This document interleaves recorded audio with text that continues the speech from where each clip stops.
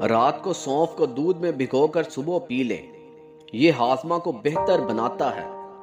ہلدی کو دودھ میں مکس کر کے چہرے پر لگائیں، یہ جلد کو صحت مند بناتی ہے۔ نیم گرم دودھ میں ہلدی ملا کر پینے سے سردی، کھانسی اور زکام سے آرام ملتا ہے۔ بادام کا تیل بالوں اور جلد کی حفاظت کے لیے بہت مفید ہوتا ہے۔ چائے کے پتوں کو پانی میں ابال کر اس کے پانی سے منہ دھونے سے منہ کی بدبو ختم ہوتی ہے۔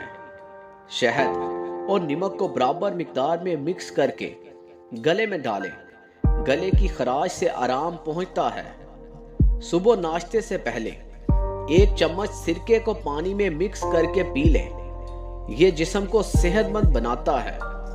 کھیرے کو باریک کاٹ لیں اور اس کا رس نکال کر صبح ناشتے سے پہلے پئیں، یہ جسم کو تندرست رکھتا ہے۔ لہسن کے جوئے کو تیل میں بھون لیں اور اس تیل کو دائیں کان میں ڈالیں، یہ کان کے درد کو دور کرتا ہے۔ گاجر کو پیس کر اس کا رس نکال کر صبح ناشتے سے پہلے پئیں، یہ آنکھوں کی صحت کو بہتر کرتا ہے۔